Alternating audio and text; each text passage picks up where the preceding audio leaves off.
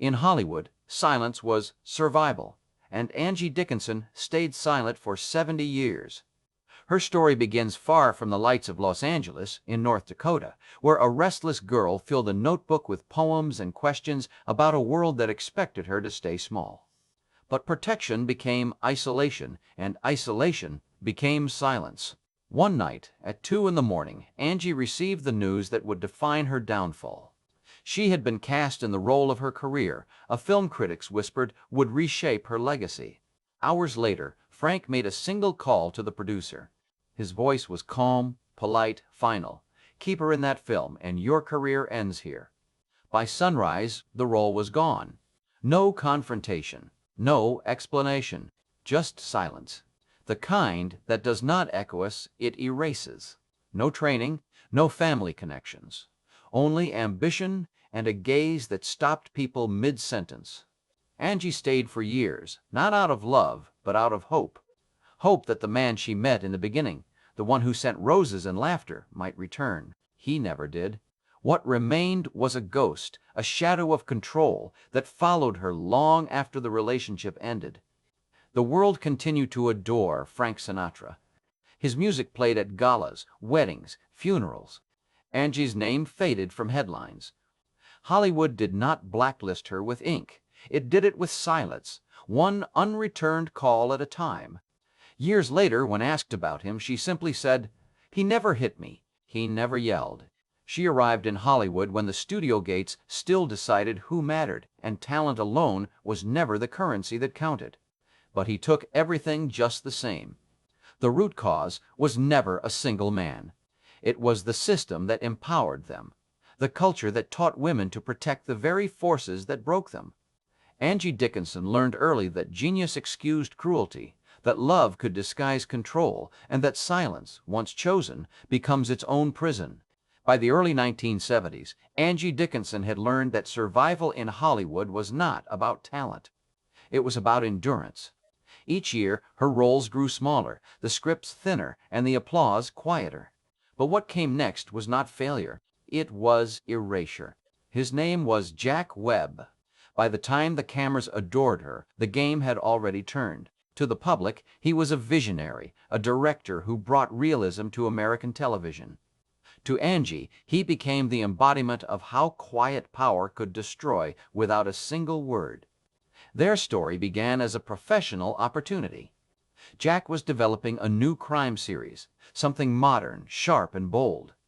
Angie, fresh from a successful film, was invited to audition for a recurring role. The meeting was formal, framed by walls lined with awards and photographs of famous faces who owed him their success. Jack spoke with confidence, the rhythm of a man who expected to be obeyed. He told her she had something rare, something undeniably cinematic. His words were measured, his smile precise. Angie left believing the role was hers. Behind every invitation, every dinner, every role, there was a man who held the key to her future, and the price was silence. That night, her agent called to say everything looked perfect. The part would be confirmed in the morning. But morning brought silence. Hours passed. Then a single message arrived. Not from Jack, but from one of his producers. The role was no longer available. No reason, no apology, just finality. At first, Angie assumed there had been a scheduling issue. She learned early that in this world, men did not simply love or mentor, they possessed. Perhaps the studio had changed direction, but then, one by one, her other opportunities began to disappear. 3 projects, already in preparation, vanished within 24 hours. Meetings she had confirmed were suddenly postponed indefinitely. Her calls went unanswered. Her agent could not explain. The silence was too coordinated to be coincidence. Days later, a friend in production whispered the truth. Jack had made an advance. It had not been vulgar, not even explicitane, just a suggestion, a quiet test of obedience. Angie had declined, thinking professionalism would protect her. They built her, branded her, and when she refused to yield, they dismantled her quietly. But in Hollywood, a woman's refusal was never just personal. It was political. Jack did not confront her. He did not shout. He simply erased her. For the next year, Angie watched her career dissolve in real time. Casting lists no longer included her name. Studio executives who once called her darling now avoided eye contact at industry parties. Reporters stopped requesting interviews. It was as if she had vanished between one magazine issue and the next. For years, the magazines called her lucky. The press speculated she had chosen to take a break, perhaps to rest, perhaps to focus on family. No one questioned the narrative. In Hollywood, disappearance was always explained as choice. Jack Webb, meanwhile, thrived. His shows dominated the ratings, his influence expanded. When he appeared at award ceremonies, the applause was thunderous. He was hailed as a pioneer who brought integrity to television. No one asked what integrity meant when it was built on silence. Angie remained invisible. Her silence became her reputation, difficult, unreliable, withdrawn. They printed stories of romance, devotion, and effortless glamour. The language of exile was polite, but its consequences were brutal. In private, she began to understand that what had happened to her was not unique. It was a pattern. She heard whispers at industry gatherings, stories traded between women who spoke in cautious metaphors. One actress said, "He stopped calling after I said no." Another admitted she was told to be more cooperative if she wanted to work again.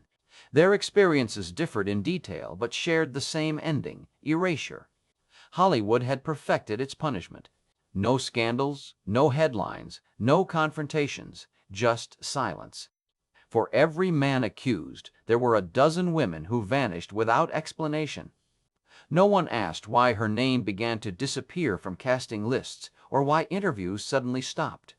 And for each woman who vanished, there was a story the world never learned. Angie carried that knowledge like a secret file. She did not speak out, not because she was afraid, but because she knew no one would listen. In an era when men controlled the studios, the press, and the money, truth was a currency only they could afford to spend. She adapted. She accepted smaller roles, the ones no one else wanted. She appeared in television dramas that required no glamour, only endurance.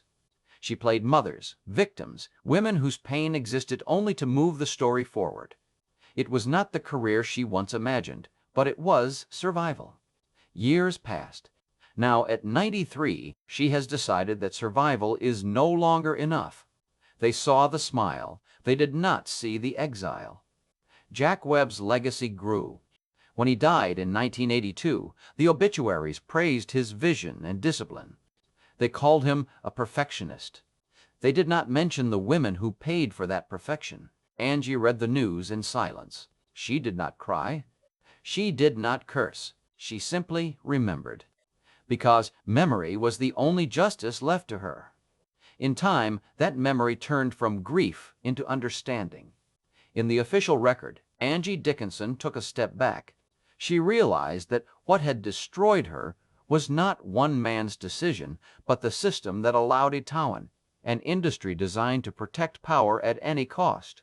And yet, she did not disappear completely. The public forgot, but she endured, carrying herself with the same composure she had mastered decades earlier. She smiled in interviews, spoke kindly about the industry that had betrayed her, and refused to let bitterness define her. But behind every quiet smile was the exhaustion of someone who had survived an invisible war. At night, alone in her apartment, she sometimes replayed the silence, the phone calls that never came, the scripts that stopped arriving. Each absence was its own sentence, a reminder of how easily the world could decide someone no longer existed. Still, she did not break. Her endurance became its own form of rebellion. Because in a world where men destroyed careers with a whisper, simply staying alive was defiance. In reality, the system pushed her out. Angie Dickinson never accused Jack Webb publicly. She did not need to. Her silence, once weaponized against her, had become testimony of its own. Now, at 93, she speaks not to destroy reputations, but to document the truth. The punishment was never loud. It was not scandal or outrage. It was the quietest thing of all, forgetting. And Angie Dickinson refused to be forgotten. After the silence of Hollywood, Angie Dickinson sought refuge in something that resembled calm. What she found was a different kind of cage. Now, nearly 7 decades later, she no longer protects their reputations. It came not from the studios or the producers, but from a man who called it love. His name was Larry King. To the world, he was the curious mind of late-night television, the man who asked questions for a living. To Angie, he was a man who seemed to have none of us, at least not at first. He listened, which was rare. After years of being watched and judged, listening felt like safety. Their relationship began softly. He admired her resilience, her grace, her history. He said she was misunderstood. He promised that with him, she could finally rest. She speaks not from bitterness, but from clarity, the kind that only arrives after a lifetime of silence. And for a time, she believed him. At first, his care looked like devotion. He wanted to know how she slept, what she ate, whom she trusted. Then the questions multiplied. Where are you going? Who will be there? When will you return? He began to review her scripts, advise her on which interviews to avoid, which people to ignore. It was never framed as control. It was love, concern, protection. Her voice is steady, her memory exact, and her purpose unflinching. But protection has a cost when it becomes possession. Weeks turned into months, and Angie realized that her world had grown smaller. Friends stopped calling. Invitations stopped arriving. When she tried to reconnect, Larry would smile and say, "You do not need them anymore." His words were gentle, but their effect was absolute. He never shouted. He never struck. His weapon was guilt. When she questioned his behavior, he wept, saying she was his only reason to live. This is not a confession. She began to measure her words, to monitor her tone, to shrink herself to avoid his despair. Then came the moment that stripped away every illusion. One morning she discovered a small microphone hidden beneath the seat of her car. When she confronted him, he did not deny it. He said it was intimacy, a way of understanding her better. The logic was twisted, but the delivery calm. That calm frightened her more than any anger could. For weeks she lived in quiet panic, pretending everything was fine while planning her escape. The breaking point arrived after a missed call. She had been in a meeting, one of the few career opportunities still available. It is a reckoning. When she returned home, she found every photograph of them destroyed, her journals shredded on the floor. Larry stood among the wreckage, bleeding from a self-inflicted cut, whispering, "If I cannot have your life the way I need it, I do not want it at all." That night, Angie did not scream or cry. She simply packed a small bag, took her daughter, and left before dawn. No note, no confrontation, only absence. In the weeks that followed, she disappeared into a small apartment in Los Angeles. She unplugged the phone, drew the curtains, and stopped answering the door. She needed silence again, not the imposed kind, but the kind she chose for herself. For the first time, her silence was freedom. A dissection of how 5 menace, each celebrated, each untouchable AAS, used affection, authority, and fame to shape a woman's destiny and then bury it. Years later, when asked why she never spoke publicly about the relationship, she answered quietly, "Sometimes you do not realize what happened to you until long after it is over. And by then, you are too tired to explain." Her calmness in that sentence was not resignation. It was wisdom earned through pain. But the final betrayal would not come from a lover. It came from a friend. Johnny Carson was not just the face of American television. He was its voice. He shaped reputations with humor, ended them with a pause.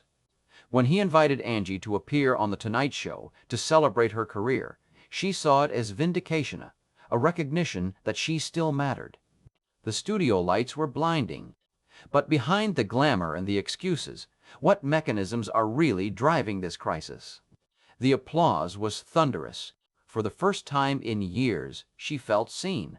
But beneath the warmth of the spotlight, another narrative was unfolding. Earlier that day, Johnny had been shown an unreleased clipping, an old interview in which Angie had mentioned a disgraced producer she once worked with. The footage was never aired, but in the wrong hands, it could have reignited scandal. Johnny buried it, not to protect her, but to control the moment. As they embraced for the camera, he leaned in and whispered, "I just saved you from being humiliated. Do not make me regret it." The audience laughed, unaware of the warning disguised as charm. To them, it was a playful exchange between friends. For decades, she smiled through betrayal, played by the rules of men who owned the system, and endured the kind of wounds that never reached the tabloids. We will analyze every detail, from the first manipulation to the irreversible damage, to see how the entertainment world truly works, and how an icon, long forgotten, redefines what power means. To Angie, it was the final lesson. Even her silence could be staged. After that night, her phone went quiet again. No new scripts. No invitations. Her name, once synonymous with Hollywood grace, faded into the background noise of nostalgia. No headlines marked her downfall. No one asked why she disappeared. That was the genius of Hollywood exile. It arrived without sound. But age has its own kind of clarity. Now, at 93, Angie speaks not to accuse, but to reclaim. Tonight, Angie Dickinson breaks her silence. Each name she utters is not an attack, but a recorda, a restoration of memory stolen by others. Her reckoning is not about vengeance. It is about truth. Because every woman who disappears leaves behind a question: who decided she should be forgotten? The climax of her story is not an explosion of anger, but the quiet act of remembering out loud. She sits by the window, the afternoon light washing her face, and she says the names one by one. Each syllable carries decades of silence. When she finishes, she does not look victorious. She looks free. For the first time in her life, the silence belongs to her. The question is not why she waited. Time has a way of revealing what fame conceals.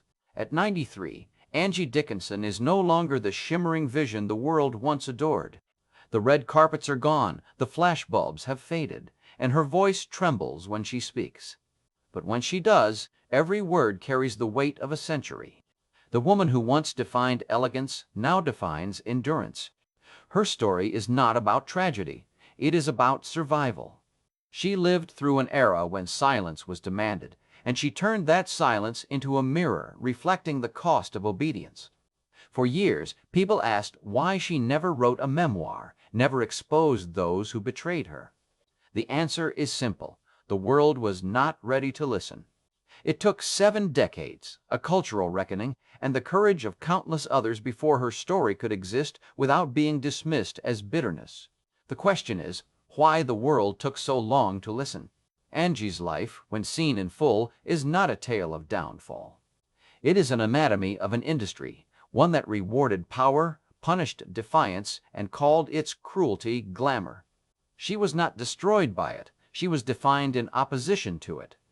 Each loss became a layer of truth she would one day reclaim. Now, as she speaks the names that once controlled her fate, something remarkable happens. The story no longer belongs to them. It belongs to her and to every woman who has ever been silenced into compliance.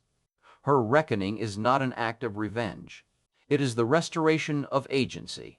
By naming those who took her voice, she returns it to herself. Before the world called her an icon, Angie Dickinson was simply a girl from North Dakota with a voice too soft to command attention and a spirit too strong to be ignored.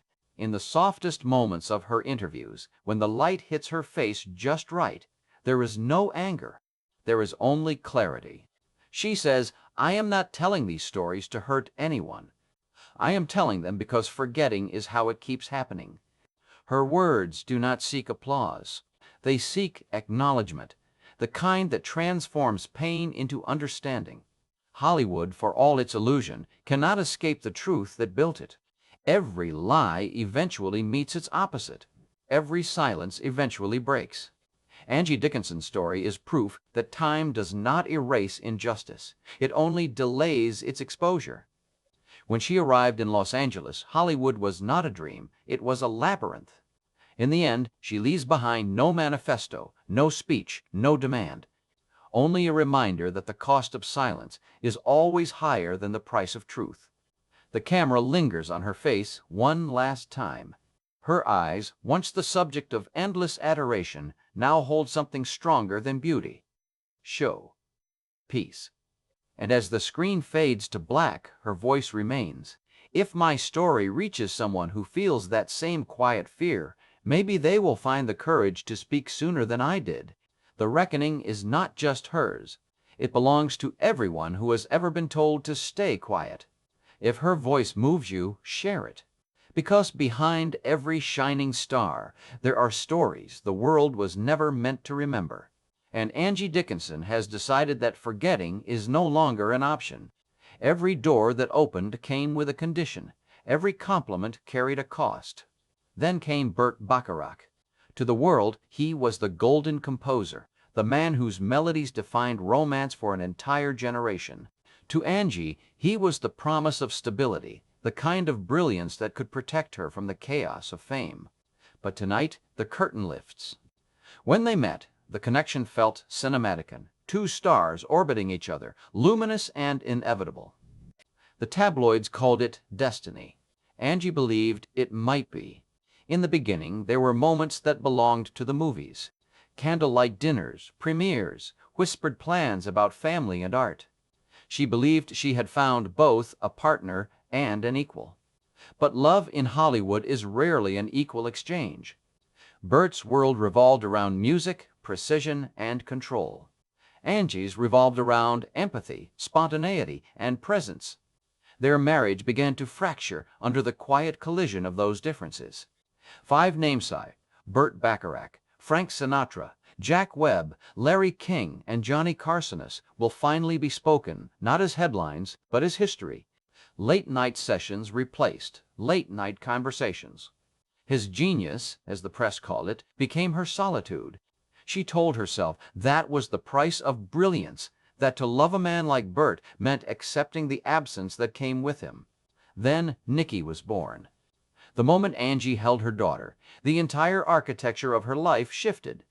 Nikki was fragile, born with a developmental disorder that demanded constant care and limitless patience. Angie turned down film after film, slipping from the public eye to become her daughter's anchor. She read medical journals, memorized treatment plans, and learned the language of hospitals by heart. Burt withdrew further, not out of malice, but out of denial. Genius, it seemed, had no space for imperfection.